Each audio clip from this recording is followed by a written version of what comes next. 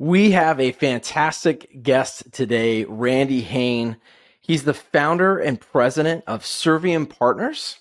He's an executive coach and a leadership consultant. He's a faithful Catholic who's been married to his wife for 30 years. Woohoo! Cheers for that. He still looks happy about it. He's the father of 2 adult sons. He actively serves in St. Vincent de Paul Society.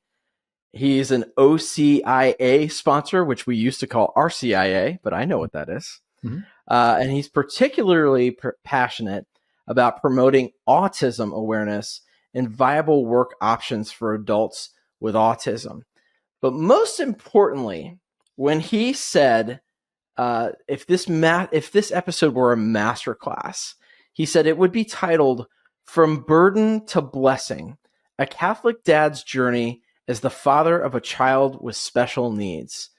Randy, welcome to Modern Catholic Family, and tell us why. Why did you name it that? Now, listen, Jim and Meghan, thanks for having me on. It is a topic that's near and dear to my heart, and I'm glad we're going to get a chance to unpack it. If you don't mind, can I take you through a quick story that I think will really explain, where that comes from? So my wife Sandra and I are blessed to be the parents of a 27-year-old son named Alex who has high functioning autism. And he was diagnosed 25 and a half years ago. So we've lived with that diagnosis a very long time. And even though the word burden may seem harsh, it is challenging. It's like raising 2 or 3 children when you've got a special needs child. So for years, we were doing our very best to be good, loving, supportive parents, giving our child whatever he needed. But there was a situation, an incident that happened in our parish about 15 years ago. So we were coming out of Mass one day, and we ran into one of our favorite priests in the narthex. And he said, "Hain family, how can I pray for you?"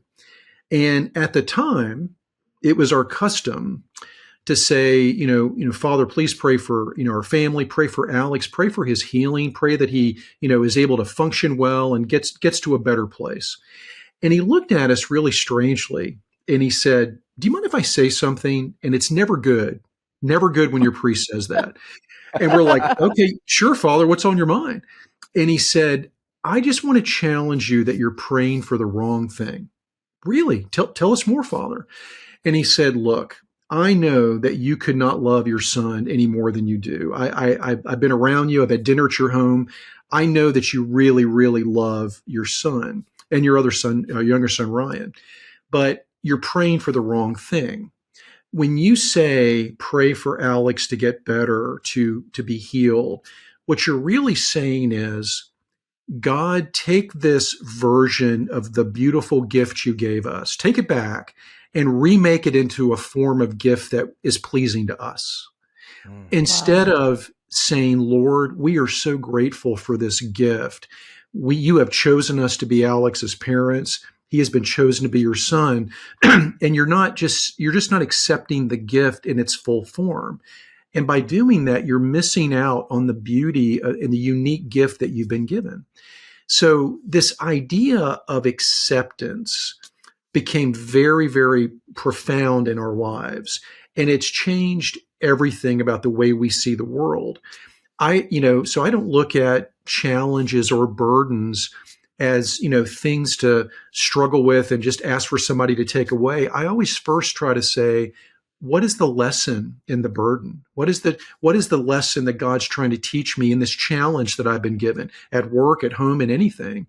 And certainly with our son, because, Father was right.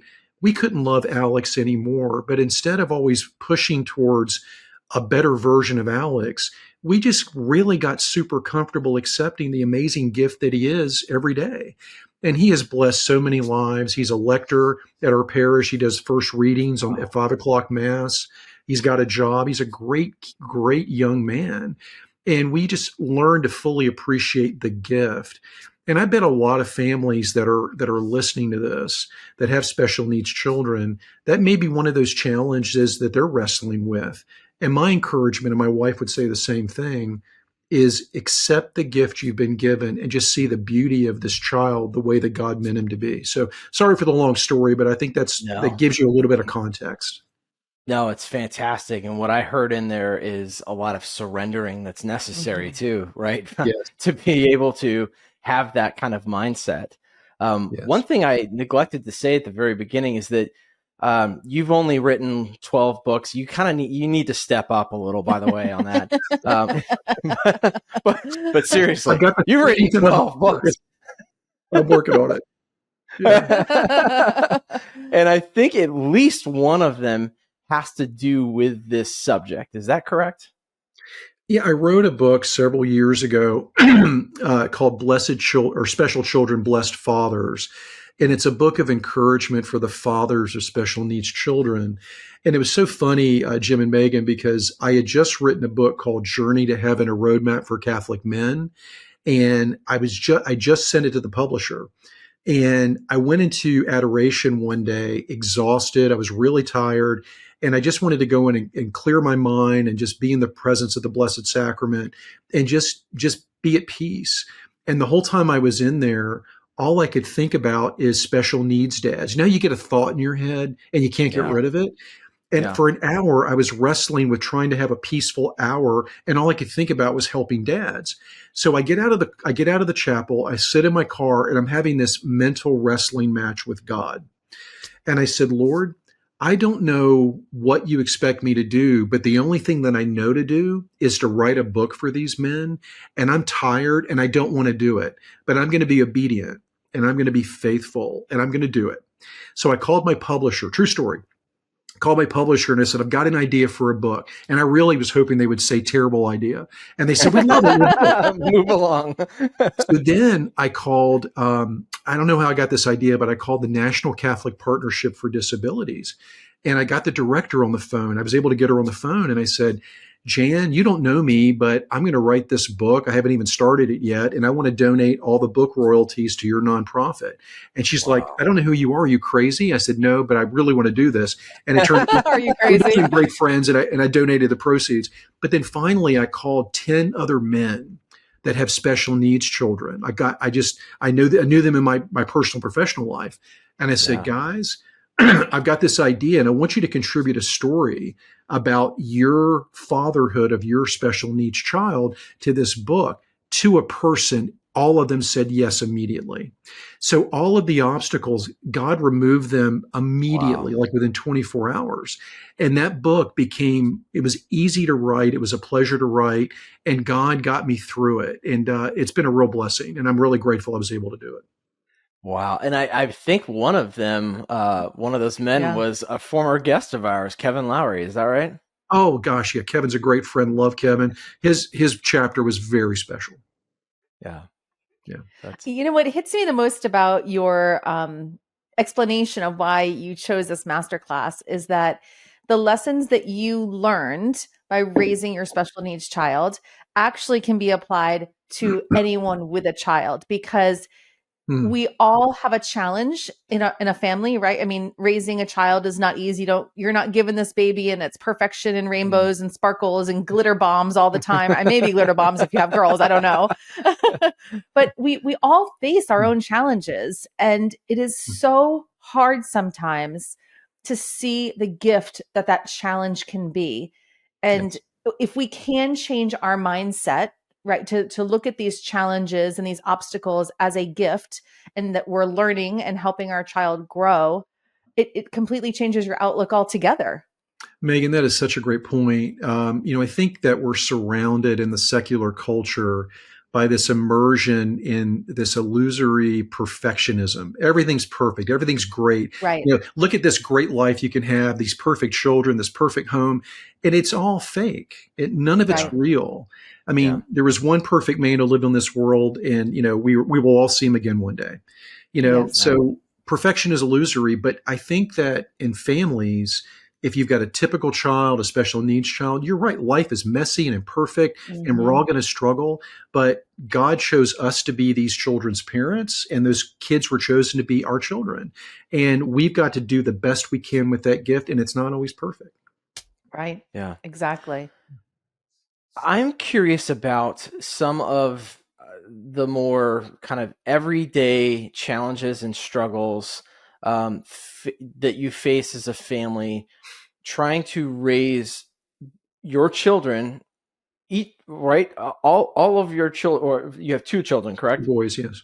Yeah, both of your children in the Catholic faith, when for one of them there's this really big challenge that it seems like is almost insurmountable in terms of how does that child actually, come into full communion with Christ when there's so many challenges. Does that make sense? Makes perfect sense. So I think we're probably three people that all believe in angels and guardian angels, and just, that there's great people that come into your life. And at St. Peter Chanel, which is our home parish in Roswell, there is a woman named Jean Lyons. And Jean is one of those angels, and she leads the disability ministry there. She has two adult sons with Asperger's, and she has developed a program that is just second to none. She's got wonderful people that help her. She deals with everybody with love and patience and calmness from her own experience. And our son, Alex, was able to be exposed to Jean. Jean was Alex's sponsor into the church. Wow. Alex is probably one of the most faithful Catholics I've ever met. One of the most moving things you'll ever see is before he lectors, when we come into the back of the church, he will go, I don't know, he's never been told to do this. He will go and stand in front of the pillars in the back of the main church area, and do a quick Hail Mary and ask Mary to bless him that night. He's never been told to do that. He just instinctively knows that he needs the Blessed Mother's help. So yeah, we have a great ministry. There's so many people that have just opened doors for Alex. But isn't that kind of indicative of that kind of help is probably out there for all of us? But we've got to get out of our own heads and just be open to the prompting of the Holy Spirit, and that God is going to open those doors. And you've got to be humble, and you've got to ask for help. But it's out there if we're looking for it. It is out there. Yeah. That's exactly why we wanted to start this podcast, because we went through our own challenges in our family and we didn't know how to get the help. Sure. And so we thought, to your point, we know that help is out there. How do we connect people? Enter Randy Hain. Well, yeah. I would think, Randy, too, that when Alex was growing up, 25 years ago, that's quite a long time ago when you think about how far we've come in terms of what's available to families with special needs children. Yeah. And especially, I would say, in the church setting, certainly schools have evolved over time, but to know that you were able to find a resource within your church community, in your faith life, where he was welcomed and nurtured and encouraged to be a lector along the way, that's a true gift.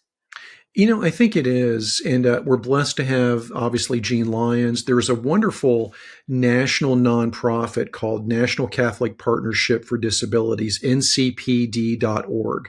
And they are the go-to arm of the USCCB in terms of they help parishes everywhere learn how to integrate special needs children into the daily parish life. So there is something out there. But I would say this to all the parents listening, not just for special needs families, but anyone: you are the best advocate for your child. Those children can have anxiety, depression, autism, Downs. You are the best advocate. So rather than think, okay, what's the church going to do? Maybe, and I say this gently and respectfully, maybe it's, I'm going to walk through the front door with my child, and I'm going to be with them every step of the way. And I'm going to help interpret where they need interpretation. I'm going to be there in the classroom. I will do whatever I can to get things going. So we're the best advocates, and I hope we'll all take that seriously. Yeah, it reminds me of the story that Trisha Bora from our parish told on a recent podcast, where we're building a new parish life center because we just don't have enough room for all the different ministries that we have. And one of the things that she's advocating for, because she runs the LTE program for special needs youth in our parish, and a parent came up to her and said, there's an issue. I have a 4-year-old daughter who's big enough that won't fit on a changing table in the church's restroom, but she still needs to be changed because she's special needs and has, challenges with that, but she's too big. And Trisha did the research and discovered that there's actually adult-sized changing tables that can be installed. Yeah. And so, to your point about advocating, you're right. You have to be. And Trisha isn't even the one with the child that has special needs that has the need, right? And so, to your point, Randy, I think that can be even taken a step further. Is how willing are we as parishioners to advocate for others, right?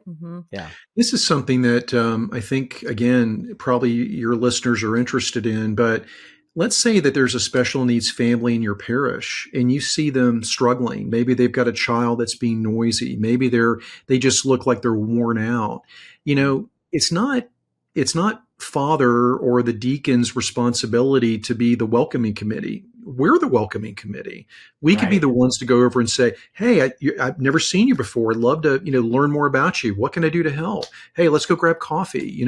We can be that to each other. That is something that I think all parishioners should take seriously. Let's be more welcoming of families, typical or struggling. We could all do a better job in that area. What do you see as one of the biggest struggles that you encountered in getting Alex to where he is now, being involved in the church? And it's my understanding, did I remember this correctly, that he also works at Home Depot? Yeah, he's been working there since he graduated from high school, 9 years now. Wow. I think in terms of the parish life and his faith, he's very smart. I mean, he's a great reader. He's well-spoken. He's got plenty of quirks that are associated with autism, but, the ability to, read the faith, study the faith, and again, Jean Lyons and the people around her. And then what Sandra and I were able to do with him, I think it took the village, right? So all of us just always invested in him and helped him. But I think he's always had a natural inclination to be drawn to, especially the Blessed Mother. He takes Mass very seriously. He understands when he takes the Eucharist into his body what's going on. So I think that God has implanted in him just this ability to really have the reverence and love for faith that Sandra and I couldn't give him that. I think God had to give that to him as a gift. So I think the village and just all the different things that we've done. So were there struggles? Sure. I mean, does he get invited to go out with other kids? Is he part of the group of kids that are popular and fun? No, that's really never going to be Alex's thing. So it was kind of a lonely existence for him. There's not a lot of inclusion when it comes to social activities. There are special needs groups, but he was never really part of the bigger groups of kids that were out doing fun things. And we had to make our peace with that. It's kind of lonely to be a special needs family. And I think that's probably the biggest struggle. Yeah, I've heard other people say that they just don't feel seen. Yeah. And again, but that goes back to the point about being advocates. If you're not feeling seen, you've got to raise your hand and say, I could use some help here. I could use a smile in my direction. Right. Yeah. Right. That's interesting, because I was going to ask you, what kind of support did you find for the parents, right? I mean, we focus a lot on our kids, but you just kind of hit the nail on the head there, that it is lonely for parents when they are dealing with a challenge and maybe feel like, we talk about this all the time in our own family, that maybe you're kind of an island out there, right? Floating in the sea, and there are other islands out there, but you can't quite see them. So how did you find support, and what was available to you as parents? So I'm going to take a contrarian point of view on this, if you don't mind. Please. There is the natural inclination to think, there must be some great support groups for special needs families, and they're out there. What we found is you're in a room filled with people that are all dealing with similar issues, and you've got those issues at home.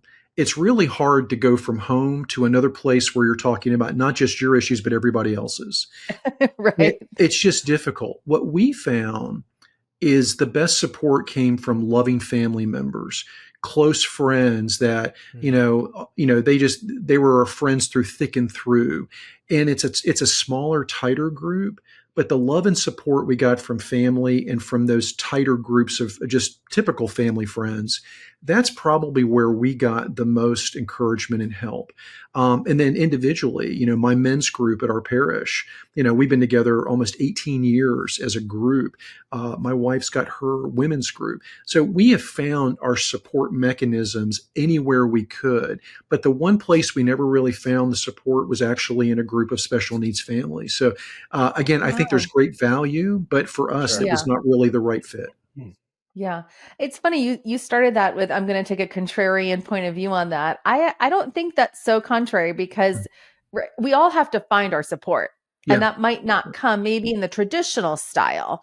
But Yeah. even just finding support within your community, it is true and you said it earlier that it takes a village to raise the child, Hmm. but also to get support for yourself and Hmm. to be able to clear your head. Sometimes as parents it's like getting a babysitter. I just need to step back. I need to step away and not be in my environment tonight. Hmm. Take a Yeah, break, go look at a different wall in a different home sure. that's not mine. But that, Megan, that begs a different perspective and just a thought I'll share. You've also got to be very thoughtful within special needs families about the marriage. And this may be something you guys want to Mm, explore. I hope I'm not jumping the gun, but you've got to be able to support each other. The Yeah. marriage has got to be a focus because if you ever look at the statistics on the divorce rate in special needs families, I think it's 50% higher than the national average, which is already atrocious. wow. It's unbelievable. Why is that? Well, typically, fathers have a really hard time dealing with special needs children. They feel like it's some personal failure. That's one of the reasons I wrote my book. Mm. So you've got to make sure you're devoted to the marriage. You've got to make sacrifices for each other, spell each Mm, other, give each other a break, but yeah. also learn how to just be there for each other through thick and thin.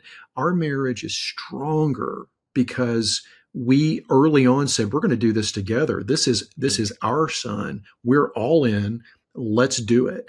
And we have been a team we've always been a team, but that really brought us together. So I think the marriage has really got to be a focus and you got to devote time and energy. And it's not just doing things together. It's also learning how to do it by yourself and let the other one go take Mm, a break.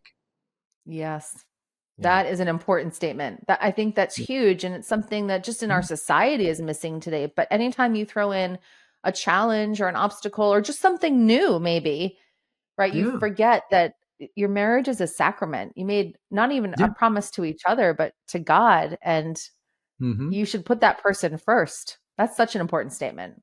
Yeah. Thank If you. if you had a young family sitting in front Mm, of you that just discovered that their child has Hmm. autism, let's say, Yeah.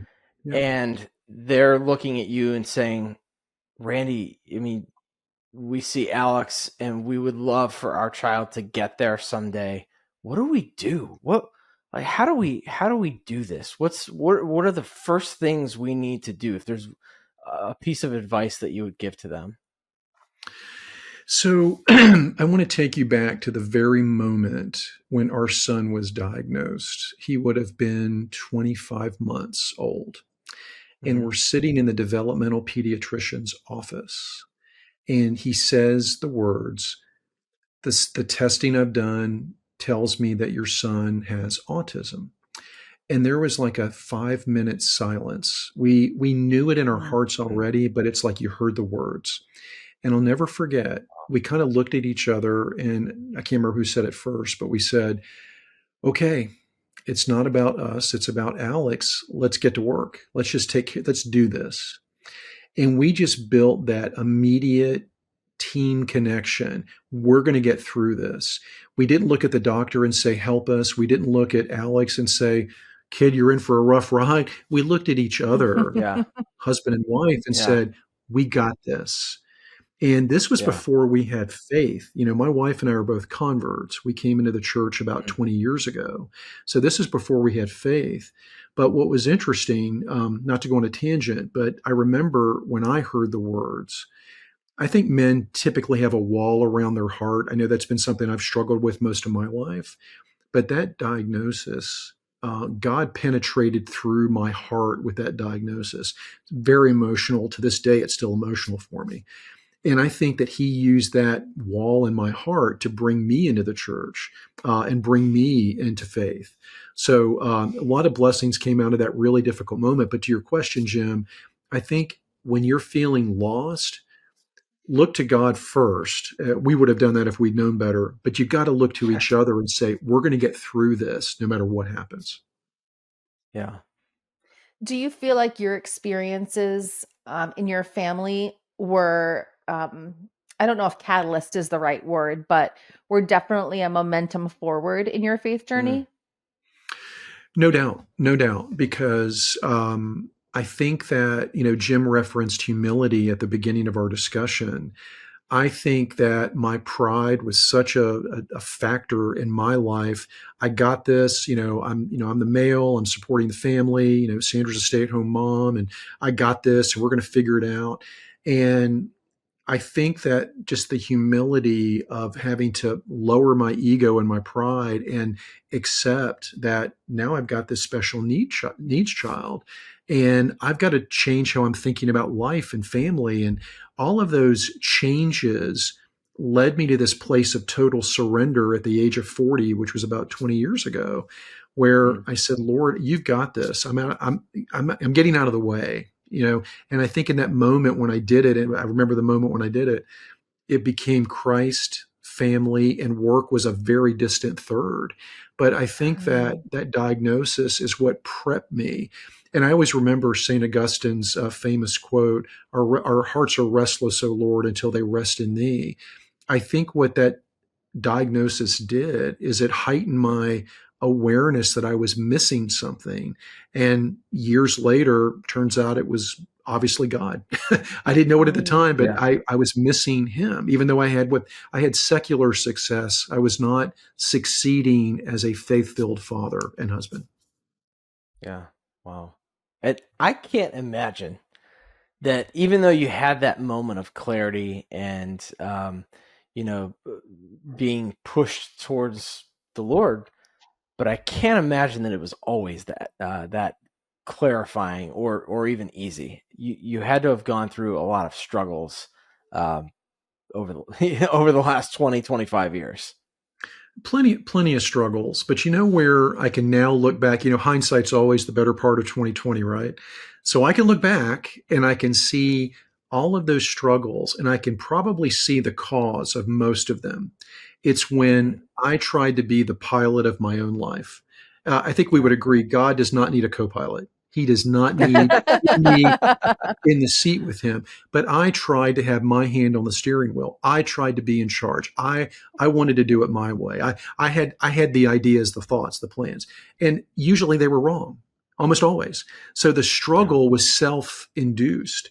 But the point I'm trying to make, Jim, is that when I learned how to trust, and I've spent the last 20 years really focusing on trust and faith and really understanding that I'm not in control. My daily prayer is to surrender and put my pride aside and be humble. The more you do that, the more it is going to work out and you will struggle less. But I was struggling against my own pride and ego for so long. That's just the God's honest truth. God bless you, my friend. Mm-hmm. We all need to hear that. Yes. I was thinking the same. I personally need to hear it daily. So I appreciate that. Right. I know. I thought he was going to look at me when you said I wanted to have my hand on the steering wheel because that's my thing. I want to drive. Yeah. I actually don't like driving, like actual driving. I prefer to be the passenger. I love looking at all of God's beauty out the window and not having to feel that pressure of being in control.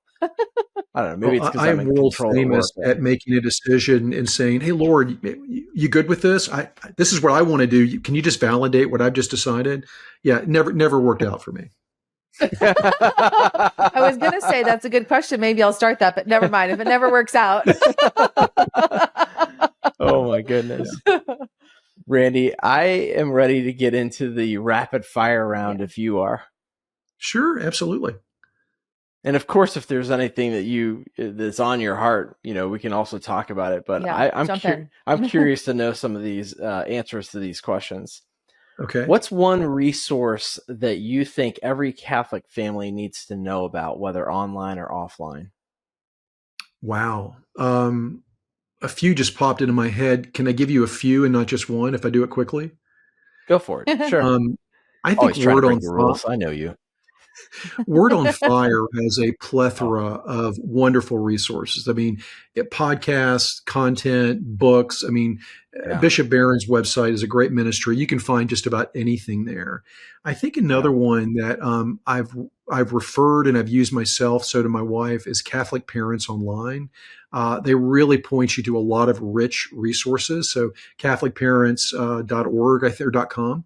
And then for that's a new one dads, for me. Yeah, I hadn't I'm heard of that excited, one. Randy. Yeah. yeah, check it out. Check it out. And then for fathers, especially, the Catholic Gentleman has an amazing podcast and great resources specifically for dads and just men. So really encourage guys to go to the CatholicGentleman.org website. Oh, that's That's another awesome. good one. Yeah, those are really good. Yeah. You came prepared. What's now you can't say one of your own 12 books. How about that? And I never would. What's one book you're currently reading or one that you would highly recommend on any subject? Well, I feel a little prepared for that because when we had our coffee, Jim, you said you might ask me that. So Yeah. I do have a book that I love. I've read it 3 times, and it's this little book right here, Searching for and Maintaining Peace by Father Jacques Philippe. Because at the heart of every family, special needs are typical. Parents should always be pursuing, all of us should be pursuing peace. In this book, this little book by Father Philippe, who's a famous French retreat master, spiritual writer, this book has done more to help me find that elusive peace. All of his books are amazing, but this little one, $9 on Amazon, highly recommend it. It has been transformative for me, and all parents should read it. Searching for Maintaining Peace. Awesome. We all need more peace. Going on my list today. Absolutely. It's great.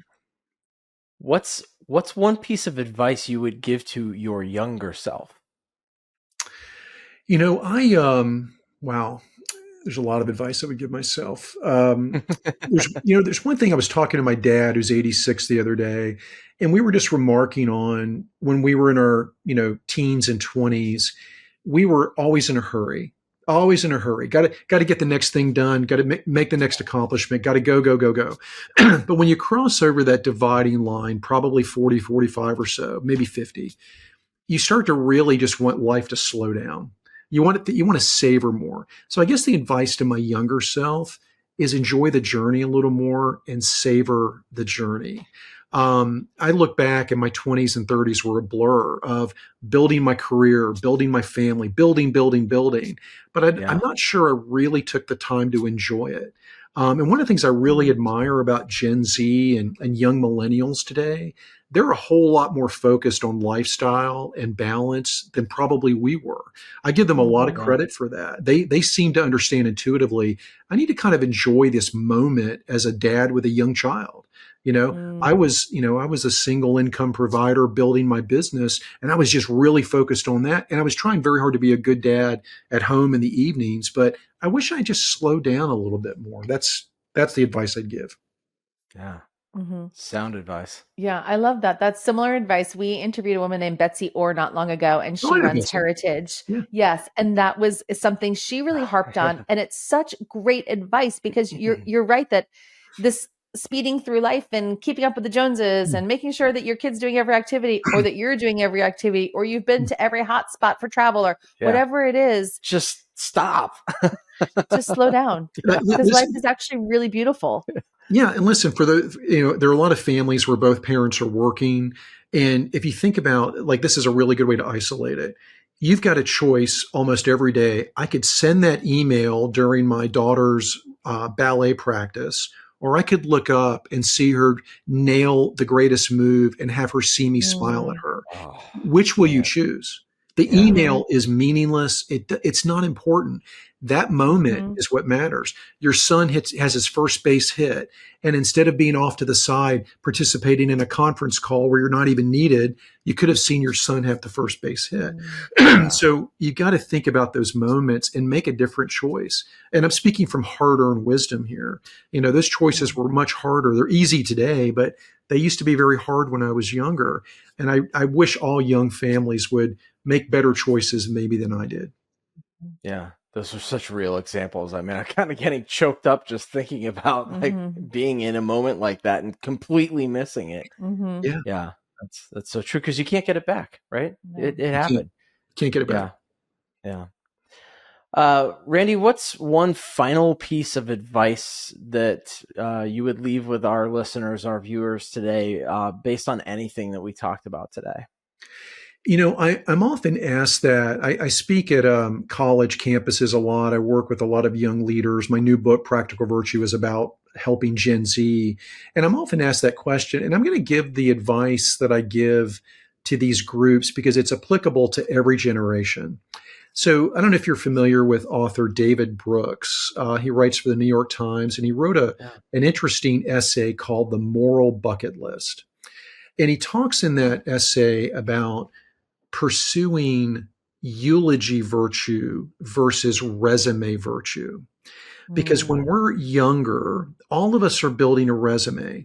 Some of it's career, some of it's we're trying to build a resume as a family, got to get the bigger house, got to get the nicer car, got to be in the right groups. We're pursuing the titles. All of that is about building a resume. But at some point, all of us, everybody, has got to shift gears and start thinking about eulogy virtue. What is someone going to say about you when you're gone? What will the comments be? Wow, she was an amazing businesswoman. Who cares? How about she was kind. She was a great mom. He was a great dad. He gave back to the community. What a pillar of his church. Those are the things that we should be working for. So resume virtue, you can't avoid it early, but you got to make the pivot to eulogy virtue. And that's something that I would leave everybody with. Wow. It's beautiful. I've That's never great thought advice. about it that way, but No. that is wonderful. Wow. Right. Randy, before we sign off, I would love to close this out in prayer, if you don't mind. Absolutely. I didn't think you'd mind. In the name of the Father, and of the Son, and of the Holy Spirit, amen. Jesus, thank you so much for the gift of Randy Hain in our lives. Thank you for even just the last thing that he said about the desire, the need for us to pursue eulogy virtue versus resume virtue. That's such a beautiful thing. Help us to seek that.